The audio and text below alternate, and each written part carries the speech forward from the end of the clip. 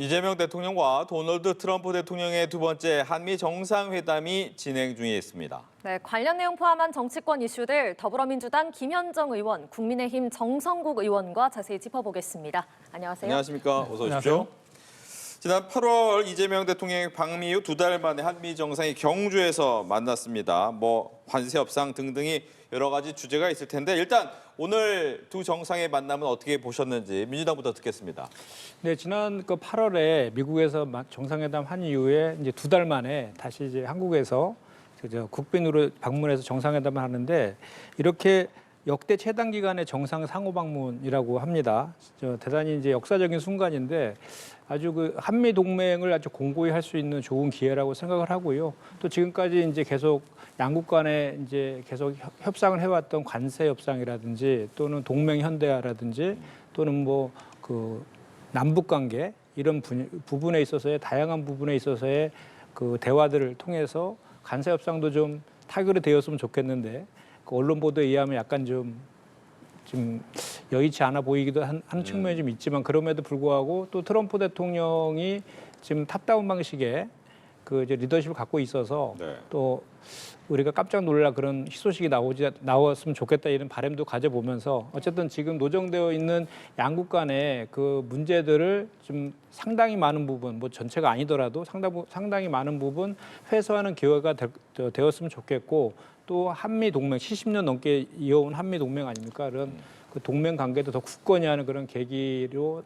삼았으면 좋겠다 이런 바람입니다. 네, 두 정상의 만남 어떻게 보셨는지? 예, 이런 큰 행사를 통해서 한미 정상이 같이 이렇게 만났다는 자체는 상당한 의미가 있다고 생각합니다. 특히 그 지난 정상회담에서 관세 협상이 사실 제대로 진행되지 못했습니다. 특히 일본 같은 경우는 지금 진척이 많이 됐잖아요. 그런 상황이기 때문에 국민들께서도 굉장히 우려하는 그런 상황이 있었는데 오늘 사실 저도 한 명의 국민으로서 또 국회의원으로서 오늘 좋은 성과를 내기를 바랍니다. 지금 제일 중요한 부분은 아무래도 3,500억 달러라는 이 현금 지급에 대한 부분이 굉장히 지금 큰 문제입니다. 그래서 저희는 미국은 지금 이런 요구를 하고 있죠. 일단 2천억 달러 중에서 8년 정도로 해서 매년 250억 달러 정도를 현금으로 지불하는 부분을 이야기하고 있는데 이게 우리나라의 외환 보유액이라든지 이런 사정을 봤을 때 좀 불가능한 구조라고 지금 보는 것 같아요. 왜냐하면 미국이 지금 주도권을 갖고 있는 이런 부분에서도 우리가 계속 지금 타결의 소식을 주지 못하는 이유가 그 이유가 굉장히 크다 보거든요. 또 수익 배분에 대한 부분들도 합의가 안 되고 있는 부분이고. 그래서 이런 부분들은 현실이기 때문에 특히 저희가 1997년에 IMF 사태를 겪었지 않습니까? 그렇기 때문에 이런 외환 보유에 대한 부분들, 이런 재정의 안정성은 굉장히 중요하기 때문에 미국의 압박이 있다고 해서 또 빨리 소식을 드려야 된다는 이유로 인해서 결정하기에는 상당히 어려움이 있을 것이다. 그래서 오늘도 아마 이 관세 협상 관련된 부분에서는 좋은 결과가 나온다고 지금 낙관하기 좀 어렵지 않겠느냐 좀 보고 있습니다. 다만 저희들 지금 방위비 분담 부분에서의 정액이라든지 또는 주한미군의 전략적 유연성 이런 부분들은 지금 시대적 흐름이 그래 가고 있기 때문에 미국과 충분한 논의가 돼야 될 것 같고요. 특히 지금 우리 주한미군의 역할이 이제 중국과의 대중관계에 대한 부분들이 많이 강조되고 있기 때문에 그런 부분에 대해서 지금 충분한 논의가 있을 걸로 보입니다. 그래서 오늘 모든 결과가 다 나올 것이라 기대하지는 않습니다. 그렇지만 우리 국민들에게 좀 희망을 드릴 수 있는 그런 진척 사항이라도 나오기를 저는 희망해 봅니다. 예, 일단 이제 모두 발언까지 저희가 공개가 됐는데 이재명 대통령과 트럼프 대통령이 두 분 다 이야기한 것이 조선업과 관련된 이야기를 언급을 했단 말이죠. 즉 관세 협상이 굉장히 큰 의제인데 이 조선업 자체가 어느 정도의 큰 지렛대가 될 수 있는가 어떻게 예상을 하시는지 궁금합니다. 네, 사실 그 관세 협상하는 과정에서 우리나라의 아주 그 조선업 강국 아닙니까? 그 조선업을 그 유리한 협상 지렛대로 다 활용하고 있는 과정이죠, 사실은. 그리고 이제 미국 같은 경우에는 필리조선소가 저희가 이제 진출해 있는데 그 사실 과거에는 조선업이 대단히 강국이었는데 지금 조선업이 완전히 지금 거의 하루에 한 대씩 배를 만들던 미국이 지금 거의 그 사장화돼 있는 정도로 지금 조선업이 지금 없는데 그거를 좀 부활시키려는 것에 한국의 이제 기술력을 많이 필요로 하고 있는 그런 상황이죠. 그래서 오늘 그 CEO 서밋 연설에서도 그런 얘기를 트럼프 대통령이 했거든요. 그 한미의 동맹은 안보 동맹을 넘어서 경제 동맹. 그러니까 조선업이라든지 반도체의 그 굳건한 동맹 관계로 이제 나아갔다. 그래서 경제와 안보에서의 그 미래지향적인 동맹 관계임도 트럼프 대통령 스스로 밝혔지 않습니까? 그래서 이 마스가 마스가 프로젝트라고 명명대로 조선업 같은 그리고 또 방산이나 이런 반도체, 이런 AI 이렇게 우리가 강점으로 가지고 있는 부분에 있어서의 한미 간의 그 경제 동맹도 더 공고히 하는 것도 상당히 좋은 전략이라고 생각하고요. 그런 것들이 또 지렛대가 돼서 뭐 그 안보라든지 남북 관계라든지 이런 관계들도 더 이제 좋아지는 그런 계기가 될 것이라 생각합니다. 네, 조선업이 도움이 될 것인가? 예. 그 트럼프 대통령의 전략은 항상 보면은 지금 자국 우선주의입니다. 네. 저희들이 바라는 한미 동맹이라는 부분은 지금 트럼프 대통령에게는 1순위가 아닌 걸로 알고 있습니다. 그렇다면 모든 것은 경제에 초점 맞춰져 있는데 지금 미국의 조선업이 굉장히 지금 어려운 상황을 겪고 있습니다. 우리나라가 지금 굉장히 세계적으로 인정받고 있는 부분이 조선업 아니겠습니까? 특히 필라델피아 조선소 같은 경우에 그런 그 계기로 해가지고 미국이 여기에 대해서 우리와 좀 같은 역할을 하고 싶지 하지 않느냐. 특히 지금 우리가 현금 투자하는 부분을 이 조선업과 연계시키는 부분도 뭐 이야기가 될 수 있을 것 같아요. 왜냐하면 저희 입장에서는 저희도 충분히 투자의 가치가 있어야 되고 성과를 낼 수 있는 부분이 돼야 되는데 미국이 봤을 때도 이 조선업을 가지고 같이 이야기를 하게 되면 서로가 윈윈을 할 수 있는 전략이 될 수 있다. 투자를 하더라도 이것이 투자에 대한 기대보다는 우려가 되는 부분보다는 일단은 그렇게 합의가 되는 부분으로 접근하는 것이 훨씬 더 좋다고 볼 수 있기 때문에 미국도 지금 트럼프 대통령도 조선업을 지금 이야기를 하고 있는 것 같습니다. 이 부분은 뭐 저희들이 봤을 때 뭐 우려되거나 이런 소식이 아니거든요. 우리가 잘하고 있는 강점을 가지고 있는 조선업으로 미국과 같이 함께 이렇게 서로 번영해보자는 부분, 협의해보자는 부분, 함께 한번 해보자는 부분은 저는 굉장히 의미 있는 소식이라고 생각을 합니다. 그래서 이 부분이 좀 더 진척된 의견들이 나올 수도 있지 않겠나 이렇게 기대해 봅니다. 네. 근데 이제 또 한 가지 모두 발언에서 나왔던 것이 이제 방위비 부분이에요. 근데 이재명 대통령이 좀 선제적으로 얘기했습니다. 우리가 좀 많이 방위비가 예산 중에서 좀 많이 차지하고 있는데 앞으로 좀 많이 올리겠다라고 얘기도 한마디 하고 또 이 원자력 잠수함과 관련해서 핵처리 좀 부분에 대해서 좀 이야기를 해달라라고 얘기를 했단 말이죠. 이 부분이 어느 정도 결과를 좀 낼 수 있을까요? 그러니까 이제 그 어떻게 보면 이재명 대통령이 전략적인 발언인 것 같아요. 그러니까 좀 전에 말씀하신 것처럼 핵 추진 잠수함에 연료 공급을 허용해달라 이런 요구들도 하면서 또 한미 동맹의 현대화하고 미래형 포괄 전략 동맹 이런 언급들을 했거든요.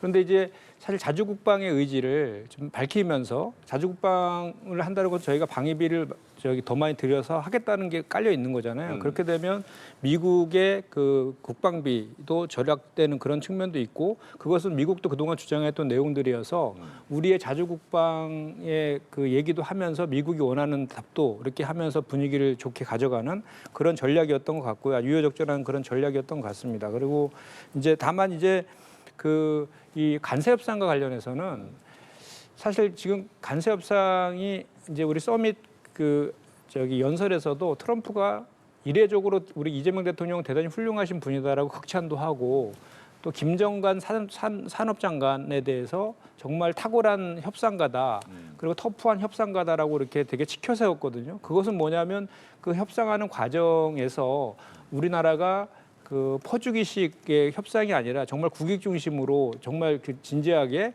협상에 임하고 있다는 걸 저희가 지금 확인할 수 있는 그런 대목인데 이제 결국은 이 국방기 중역이나 한미 원자력 협정 개정 이런 것들에 대한 것만 이제 간세 협상에 대해서 전체적인 그 합의는 되지 않더라도 좀 전에 그 서두에서 말한 그 방위비와 관련된 그러니까 자주국방과 관련된 그런 것들의 언급을 봐서는 혹시라도 뭐 이렇게 안보와 관련된 쪽만 일부라도 좀 먼저 합의문이 발표될 가능성도 배제할 수는 없을 것 같다는 생각이 듭니다. 네, 안보 관련된 합의문이 발표될 가능성도 있어 보인다라고 얘기를 해주셨고요. 그 지난 정상회담에서 벌써 안보 관련의 부분들은 좀 어느 정도는 서로 공감이 있었던 거로 저는 생각을 하고 있습니다.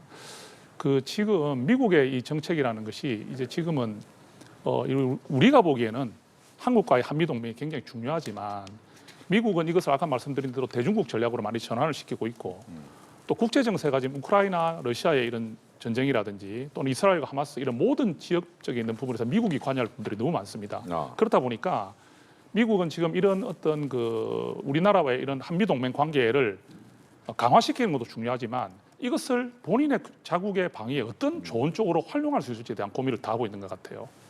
이런 걸 저희들이 파악을 하고 있기 때문에 미국의 요구를 어느 정도는 수용해 주면서 또 저희가 이걸 요구를 해야 되지 않겠습니까? 특히 지금 한반도 비핵화 부분은 지금 우리 트럼프 대통령조차도 북한을 핵 보유국이라고 인정하는 듯한 발언을 하고 있습니다. 이런 상당한 엄중한 시기에 우리가 여기에 지금 전략적으로 지금 접근해가지고 실용적인 이익을 받아내지 못한다면은 굉장히 저희들이 안보에서도 문제가 생길 수 있다. 그래서 아까 이재명 대통령께서 핵 추진 잠수함 연료 공급에 대한 결단을 해달라 이런 부분들도 어떻게 보면 선제적인 그런 요구라고 볼 수 있겠죠. 그러니까 이런 전략으로 나가서 우리가 미국과 어떤 협상에 있어서 이래 좋은 성과를 내기 위한 하나의 전략을 지금 구사하고 있다 이렇게 보고 있습니다. 네. 지금 또 정말 관심이 쏠리고 있는 게 과연 이번에 북미 정상이 만날 것인가, 만날 가능성은 얼마나 될 것인가, 이 부분 정말 많은 분들이 궁금해하시고 있습니다. 트럼프 대통령이 김정은 국무위원장과 계속 만나고 싶다 이런 러브콜을 연일 보냈잖아요. 그런데 북한에서 어제 전략순항미사일을 발사했다는 사실을 오늘 발표를 했습니다. 그래서 어떻게 될 것인가 또 궁금했는데 트럼프 대통령이 김 위원장이 수십 년 동안 미사일을 발사해 왔다면서 여전히 만나고 싶다라는 뜻을 밝혔습니다. 이렇게까지 좀 김정은 위원장을 만나고 싶어하는 트럼프 대통령의 속내는 뭐라고 봐야 될까요? 일단 사실 이 트럼프 대통령이 이제 이제 예정되어 있는 미중 협상에서도 그 획기적인 그 성과물이 도출되기는 좀 어려울 것이라는 전망도 있고, 또 우크라이나와 러시아와의 전쟁이라든지 또 내부에서의 그 셧다운 등 각종 지금 그 정책에서 성과를 좀 내지 못해서 비판을 받고 있는 그런 와중에 있거든요. 그러다 보니까 그 북미 대화는 그 가시적인 성과를 떠나서 그 북미 간의 정상이 이렇게 그 회담을 했다는 것 자체가 세계적 이목을 끌 수 있는 큰 이벤트가 될 수 있거든요. 그래서 그런 것들을 좀 성과로 좀 뭐랄까 이렇게 만들려고 하는 그런 의도가 지금 밑에 좀 깔려 있다라고 좀 보여지고요. 네. 이거에 대해서 이제 북한에서 그 순항 미사일을 발사했잖아요. 그것은 사실 순항 미사일은 탄도 미사일과 틀려서 유엔 안보리 제재 대상은 아니라고 하더라고요. 그래서 안보리 제재 대상 아닌 미사일은 발사하면서 그래도 미국의 그런 협상 제안에 대해서 아주 그냥 안 된다라고 단언하진 않고 약간 가능성을 열어두면서 본인들이 의도한 그 비핵화 요구 포기라든지 이런 것들의 답, 그리고 그 대북 제재에 대한 해소 이런 것들에 대한 그 답변들을 끊어내려는 그런 포석들이 좀 여러 개가 섞여 있는 거 아닌가 하는 생각입니다. 네. 김정은 위원장이 이렇게 트럼프 대통령의 거듭된 대화 제의에 침묵을 하면서 최선희 외무상 러시아 가고 그리고 이렇게 전략 순항미사일 발사하고 이런 의도는 뭐라고 보십니까? 일단 상대가 고의를 할 때 발뺌하고 안 들어주는 것이 또 전략일 수 있지 않습니까? 값어치가 높아지거든요. 특히 지금 김정은 위원장 같은 경우는 지금 북중러의 밀착이 굉장히 지금 공고해졌습니다. 특히 러시아의 관계가 굉장히 좋아졌고요. 또 지금 미국과 중국이 무역 전쟁을 하고 있는 상황에서 지금 미국은 지금 북러를 신경을 쓰지 않을 수가 없습니다. 그런 상황에서 북한의 김정은 위원장을 만난다는 부분은 어찌 보면 김정은 위원장이 가지는 어떤 성과보다는 트럼프 대통령이 가질 수 있는 그 스포트라이트가 더 크다고 봐야 되겠죠. 특히 6년 전에 깜짝 방문한 적이 있는데 그때 좋은 성과를 이루려고 했지만 실질적인 성과는 없었어요. 그러면 결국 북한 문제를 풀지 못하면, 북한 문제에 직접적인 개입을 하지 못하면 지금 대중국과의 관계라든지 이런 부분들이 다 엉킬 수밖에 없습니다. 그래서 우리 트럼프 대통령께서 특히 지금까지 계속 구애를 했지 않습니까? 구애를 했는데 지난번에는 성공을 했어요. 근데 이번에 이게 성과가 없이 돌아가게 되면 좀 멋쩍은 상황도 될 수 있을 것 같아요. 그래도 세계 최강국 미국이라는 나라가 그래서 저는 지금 현재로 봐서도 여러 상황들을 봤을 때 아마 김정은 위원장이 깜짝 방문할 만남을 가질 가능성이 좀 낮지 않느냐, 현재까지. 또 트럼프 대통령도 그런 뉘앙스 이야기를 좀 했습니다. 좀 만나기 어려운 듯한 느낌의 이야기를 한 것 같아요. 그래서 이 부분은 이렇게 좀 만남이 안 되는 쪽으로 정리가 될 가능성이 높지 않느냐, 저는 그렇게 예상을 해봅니다. 네. 그런데 이제 트럼프 대통령이 만나고 싶어 하는 것이 어디서 드러나느냐? 핵보유를 어느 정도 인정하는 듯한 발언, 이게 굉장히 중요하잖아요. 왜냐하면 우리는 비핵화에 대해서 굉장히 그동안 오랫동안 이야기를 해왔는데 미국에서 이렇게 얘기를 해버리면 오히려 이 자체에 대한 틀이 흔들리는 건 아닌가라는 생각이 듭니다. 이건 어떻게 해석을 좀 해야 됩니까? 그러니까 일단은 그 미국의 비핵화 전략에 대해서는 바뀐 건 전혀 없다라고 27일 날 미 국무부 고위 당국자가 그렇게 얘기를 했습니다. 그런데 이제 제가 봤을 때는 트럼프가 그 김정은이 회담에 나올 수 있도록 좀 면을 좀 세워주면서 명분을 주려고 하는 좀 전략적 그 발언이 아닌가 이렇게 생각이 듭니다. 사실 지금 그 NPT에서 지금 핵 보유를 허용하고 있는 나라는 전 세계적으로 5개 나라밖에 없거든요. 미국, 영국, 프랑스, 중국, 러시아. 그리고 실질적으로 NPT에서 인정하지 않지만 핵을 사실상 보유하고 있다고 인정되고 있는 나라들이 뭐 이란이나 파키스탄, 뭐 이스라엘 이 정도가 있거든요. 그런데 그런 이제 이란이나 파키스탄, 이스라엘 정도의 수준으로 인정하는 듯한 이제 발언은 했지만 실제로는 그 비핵화로 가기 위한 뭐 군축이라든지 동결 이 정도 선에서의 의미의 발언이라고 생각을 하고 비핵화에 대한 그 정책을 포기한 것은 전혀 아니다라는 것은 이제 확인이 되고 있는 것이고요. 그래서 이제 제가 볼 때는 그 전에는 트럼프 그 대통령이 그 대북 관계에서는 빅딜, 그러니까 비핵화를 전제로 한 대북 제재 해소 뭐 이런 식의 빅딜 전략을 썼다라고 하면 이번 같은 경우는 군축이라든지 뭐 동결 등을 전제로 해서 뭐 제재를 해제해주는 뭐 스몰딜 이런 전략을 좀 구사하려고 하는 거 아니냐라는 또 일각의 시각도 있더라고요. 그러니까 중요한 것은 어쨌든 북미 간의 대화가 이루어질수록 한반도의 그 긴장은 완화된다는 것은 분명한 사실이거든요. 그래서 그 이재명 대통령이 얘기한 것처럼 그 북미 그 관계에서의 그 트럼프 대통령은 피스메이커 역할을 하고 이재명 대통령은 페이스메이커를 한다는 그것이 시너지를 내갖고 좋은 한반도 평화에 기여했으면 좋겠다는 생각입니다. 네, 일종의 핵보유국이다라고 얘기하는 것이 비핵화 원칙에는 어긋나는 것은 아닌가?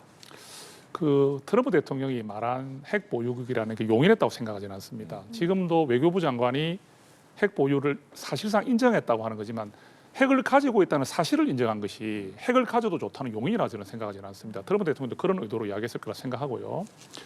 지금 이재명 대통령께서 피스메이커 역할을 하겠다는 의미가 굉장히 좋게 들립니다.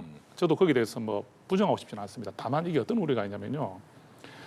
이게 한반도의 문제인데 우리가 여기서 주체에서 빠져버리고 미국과 북한 주도로 이끌어가 버렸을 때 과연 이게 우리 대한민국에 어떤 안보에 영향을 미칠 수 있을까? 자, 우리 한국과 북한의 문제, 이 한반도의 문제를 우리가 빠져서 옆에서 지켜보는 입장이 되어서는 안 된다는 거죠. 그래서 이 부분에 대해서는 저는 조금 우려를 전하고요. 그리고 미국 입장에서 이 한반도 비핵화가 아닌 어떤 핵 관리나 핵 동결로의 전환을 만약 가지고 있다면, 그런 생각을 가지고 있다면 이건 굉장히 좀 위험한 신호다.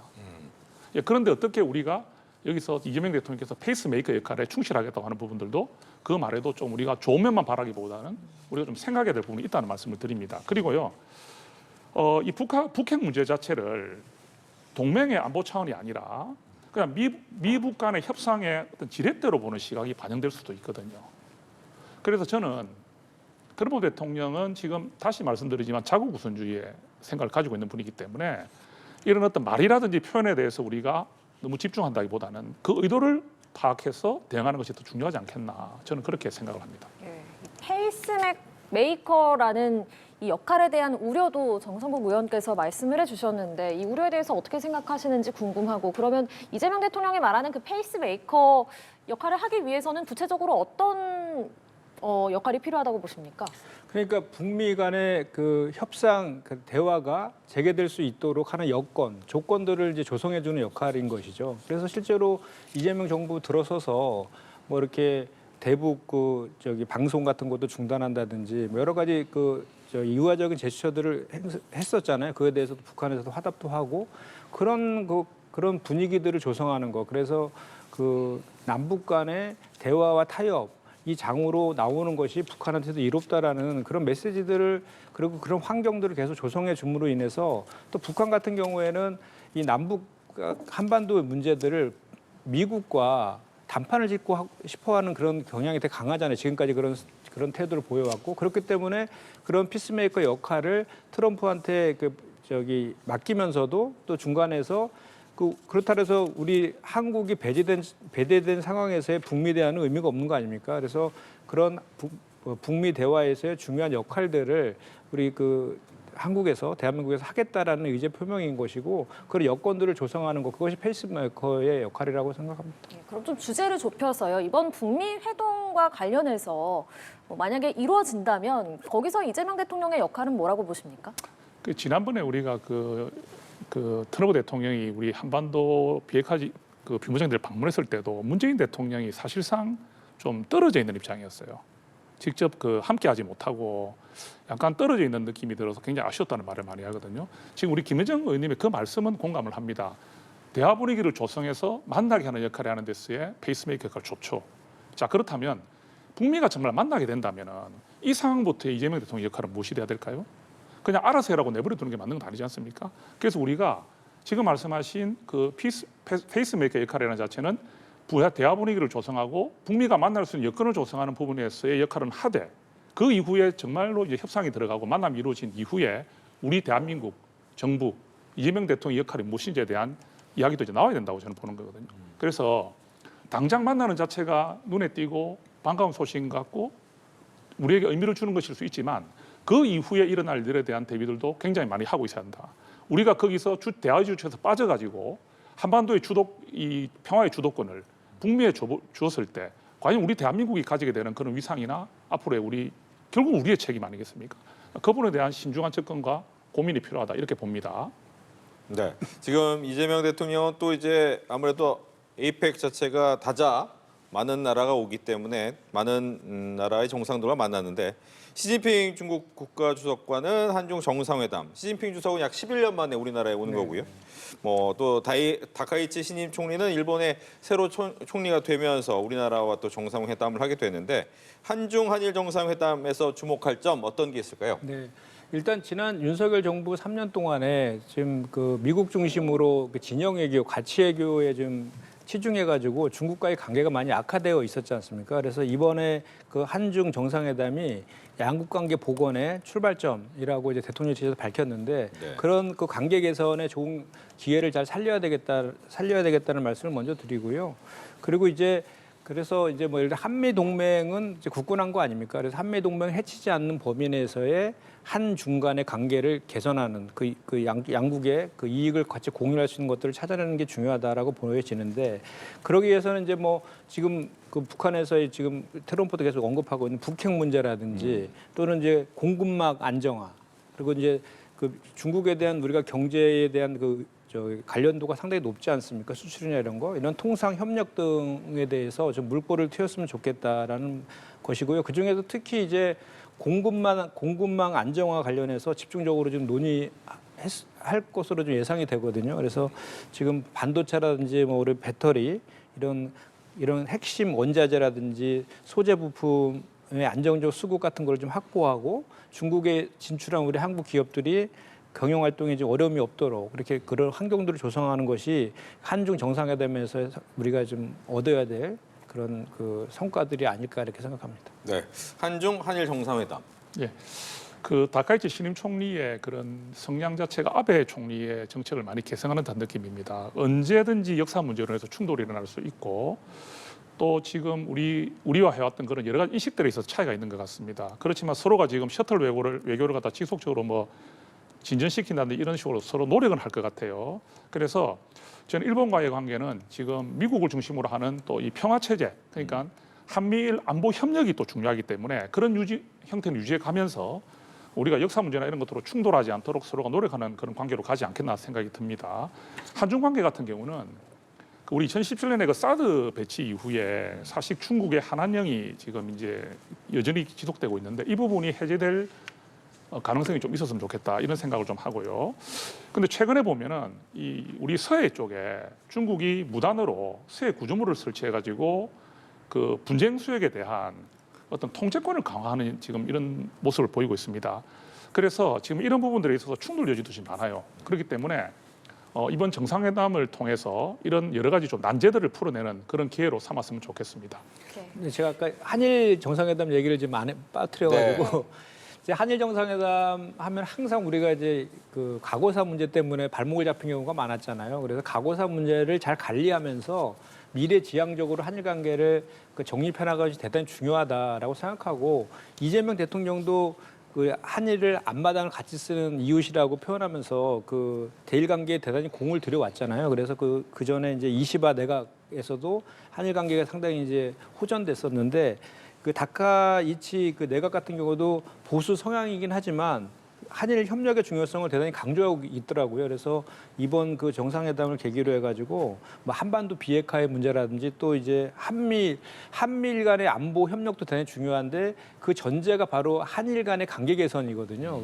그래서 그런 그 교두부를 만드는 그런 내용들 그리고 또 무엇보다도 경제와 통상과 관련된 미래 그 먹거리라든지 이런 거와 관련된 그 좀 뭐랄까 이렇게 소기의 그런 그 성과를 만들어내는 그런 계기로 삼았으면 하는 그 바람입니다. 네, 알겠습니다. 이렇게 한일 한중 정상회담까지 내다봤고요. 또 내일 전 세계에 관심이 쏠리는 또 빅 이벤트 세계 단판 바로 중국 시진핑 국가주석과 트럼프 미국 대통령의 회담입니다. 무역 합의문이 나오겠습니까? 합의 수준 어느 정도로 예상하십니까? 일단 합의문은 작성이 될 것 같아요. 근데 다만 그 합의의 내용이 그렇게 좀 약간 지금 현재 그 미중 간의 갈등이 심하잖아요. 그 갈등을 이제 봉합하는 정도의 수준이 아닐까라고 전망들을 하더라고요. 예. 보니까 이미 이제 지난 25, 26일 날 그 말레이시아에서 미중 무역 협정 5차 이제 미중 간의 무역 협상을 했었는데 거기서 경제나 무역 분야에서 상당히 의제들 가지고 논의를 했고 많이 합의에 도출됐다라는 그 언론 보도가 있었거든요. 그 대표적인 중요한 내용을 좀 살펴보면은 이제 중국에서 히트로에 대한 수출 통제를 되게 강하게 했었잖아요. 네. 그것을 1년간 유예해준 대신에 미국은 또 이제 관세를 100%까지 올렸었잖아요. 그 관세 부과하는 거를 철회하는 요 내용이 주된 내용인데 그 문제는 뭐냐면 1년간 유예하는 것이잖아요. 그래서 언제든지 미중 간의 그런 그 갈등들은 다시 재현될 가능성이 높고 또 이제 그 지정학적인 그 위치에서 보더라도 남중국의 그에서의 그 충돌 가능성도 여전히 있거든요. 그래서 그 이번에 이제 합의문이 발표되더라도 그런 이제 미봉책 정도에 이제 그칠 것이라는 예상이 되고 그럼 이런 사이에서 이제 미중 간의 그런 갈등은 이제 상수라고 이제 봐야 될 것이거든요. 그런 상수라는 전제에서 한국이 어떻게 할 것인가가 중요한데 아까도 제가 잠깐 말씀드렸지만 미중과의 패권 경쟁에서 우리가 고래 싸움에 쇠고등 터지는 처지가 되어서는 안 되고 우리가 나름대로의 그 양국에서의 중간에서의 그 역할을 하는 그런 그 플레이어로서의 그 역할들을 하는 것들을 만들어내야 된다라는 생각이고요. 그래서 뭐 예를 들어서 그 경제에 있어서의 중국과의 관계도 개선을 하고 또 미국과의 한미 동맹 관계도 굳건히 하면서 또 한국의 국익을 챙기는 이런 균형적인 외교 전략이 필요한 그런 시점이 아닌가 생각합니다. 네. 말씀하신 부분, 그러니까 어떤 이번 미중 정상회담이 근본적인 문제를 해결하기보다는 어떤 일시적인 긴장 완화에 그칠 가능성이 크다 이런 말씀해 주셨는데 저도 그 어떻게 부분에 대해서 전망하십니까? 공감합니다. 미중은 뭐 오늘 좋았다가도 내일 나빠질 수 있는 그런 패권국들이죠.